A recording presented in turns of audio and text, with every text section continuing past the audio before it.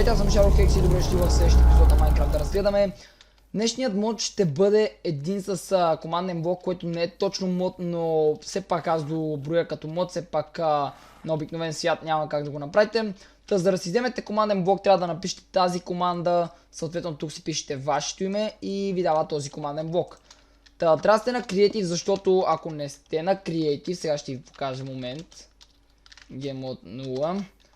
Няма да може да интерактвате този команден блок за тази работа. Включвате, след това пишете ето тази команда, която аз ще дам линк към нея в описанието, понеже ако сложа цялата команда, то ще ми вземе цялото описание. Така, след това си взимаме едно бутонче, лепиме го отпред и натискаме, пази се бе, натискаме и започва строежа. Знаете, такова бях показвал преди няколко дена и там колкото беше. Вече малко времето напреднало, тъй че дън, добре. Няма никакви проблеми. И сега пише Command by еди какво си.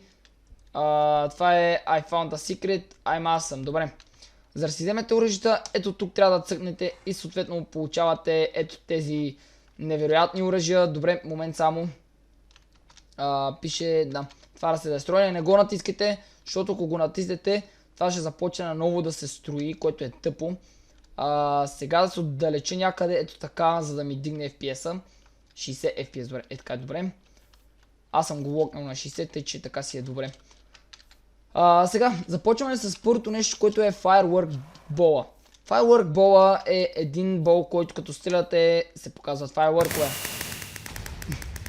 Да.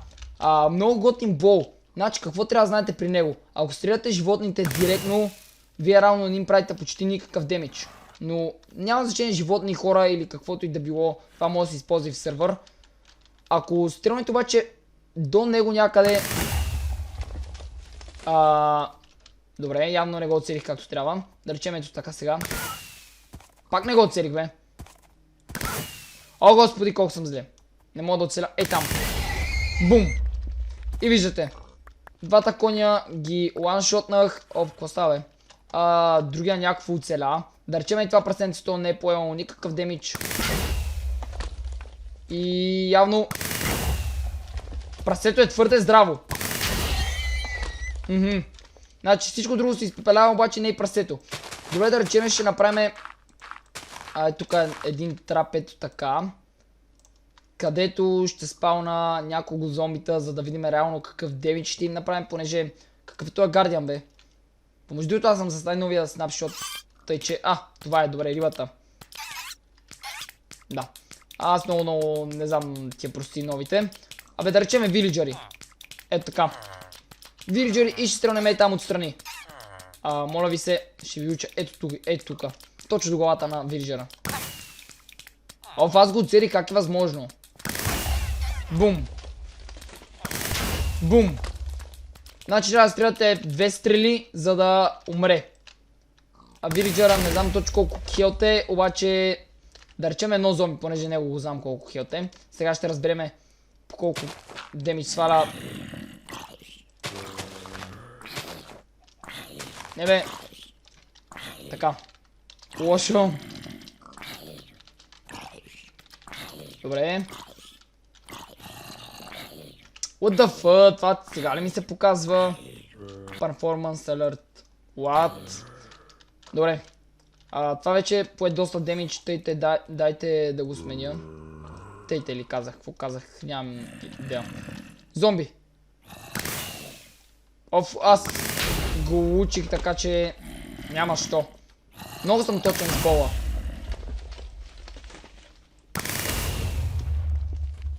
Убива зомбито с 2 хита, което значи, че направо може да ви помете, ако нямате никакъв армър. И зависи ако му върже, нали? Съответно трябва да върже.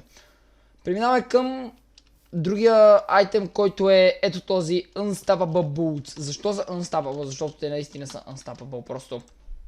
Слагате ги и получавате Instant Health, Resistance. Много неща. Да речеме, скачаме 0 хелт. Няма значение от колко високо скачаме. Да речеме и там перфектно ни е спалнало до някакъв хълм. Ей, той тук е по-готин, защото това е някакъв там няма къде да падна тук. Вижте просто къде ще падна. Така. Да речем изключваме гейм мода. И. Не, то пък имало вода. Добре, да речем, ей това тук скелетън. Би ме. Би ме, бе. Защо не ме биеш, бе? Защото имам тези бутушки. Да речеме крипъра, я видим какво ще ни направи крипъра. Чайте, то обаче нямам тук пък крипъри. Зомби, добре. Добре, защо не ме забелязва това така? Виждате. Това са просто Unstoppable Bubbles. Няма какво да ви спре. Да, даже и това ни помага. Мен не стреш, бе. Да. Ама не може. Това са просто Unstoppable Bubbles. Тъй, че дайте ще ги оставяме едно. Ще включа на Game Mode 1. И да си гледат работата. Преминаваме към следващото, което е Mighty Squid Bomb, както виждате. Значи тази бомба просто, аз понеже прегледах, това някой човек, както казах, ми го даде. Човек, който ме гледа, ми го предложи. И прегледах, нали, какви са нещата, как стават работите с тия неща. И това просто мисля, че е едно от най-вероятните неща, които съм откривал в Minecraft. Погледнете за какво става дума. Момент, само да намаля малко звука. Момент. Е така. What? Бум! Как светна? Изкепи ли ви? Това е просто, може би, едно от най-готините неща. Чупи до бедрок. Мисля, че бедрока не можеше да го щупи, нямам идея обаче. Би трябвало да не можеше или можеше. Трябва да пробвам. Добре, да речеме, ей, тук ще го спавнем този път. Ама две.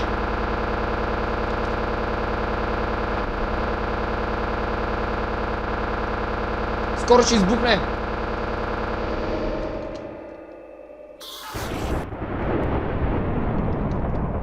Вау. Това беше невероятно. Да видиме. Ще чупи ли бедрока или не? Не го е щупил. Добре, значи не може да го щупи. Това нещо просто е тотално унищожително нещо. Ако аз пробвах да изтегля няколко карти на големи кралства, където да ви покажа как се унищожават.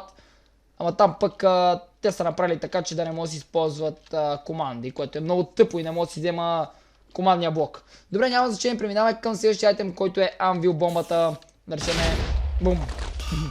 Да речеме бум. Забравих, че това беше инстант. Тъй, че сега да изкопаем една дупка.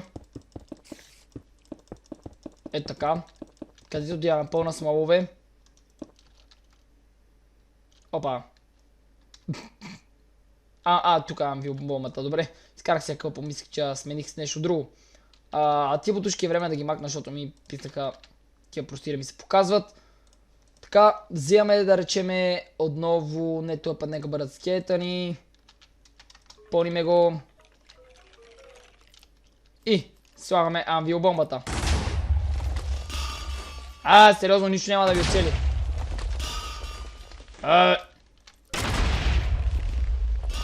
Мале, как пропуснах? Халоса го и го уби. One-shot го. Вау. Интересното е при тези Anvil бомби са, че те реално не чупят, пускат само анвили. Още един такъв уби. Добре, мога да ги използвате като истинска бомба. Убива веднага, тъй че вижте просто. Това е хубав начин да си вземете анвили, но няма рецепта за това нещо, тъй че освен ако не използвате команден блок, няма как. Добре, преминаваме и към Remove Anvils, което е едно прасе, което ви маха анвилите, ето така. Не знам дали с класическо прасе, ако стане да убиете, ще махне анвили. Няма да пробвам, защото няма смисъл. Така просто ги премахвате. Ето на тук, мале, чака да се изхвърчали, смятате. Случайно да попадне на някой човек върху главата, направо ще го премачка.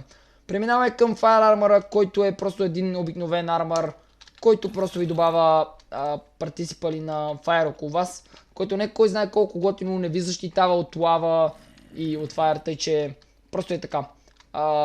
Не мисля, че вкараше някакъв демидж на мобовете около вас, да, точно така. Абсолютно нищо не прави, просто е така някакви партиципали около вас се мятат и просто така. Хубаво е поне, че и не запалва, защото ако палеше ще бъде лошо. Преминаваме към Instant Firecracker сега, хора.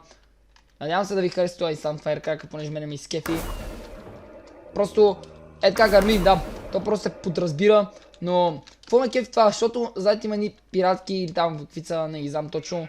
Като ги хвърлите звята и те гръмват. Това вкарва и демидж, само да кажа. И това ме кефи, че вкарва демидж. Бум. И умираш. И само казваш на някой свой приятел: ей, приятелче, ела тука, искам да ти покажа една ракета. Бум. И го убивате. Супер готиното е, защото ланшотва. Това ми харесва. Не знам точно колко демидж скарва, но със сигурност не е малко, щом ланшотва. И преминаваме към Bomber Bed, което е едно от най-готините в този мод. Може би второ след онова първото. Какво е това? Това реално е един прилеп, който пуска рандом TNT-та. Бум. За какво ме кефи? Защото може да направите ето това. На някой приятел до къщата, правите ето така. Или вътре направо, вътре. И гледайте какво става просто. Те ще бомбардират абсолютно всичко. Няма къде просто да избягат. Да речеме, сега ще ви покажа. А те умират, хвърлят 3 TNT-та и умират, само това да знаете. Тъй че да речеме, правим си една барака. Момент да го направя само ден да бъде. Е така. Правим си една бърза барака. Сериозно.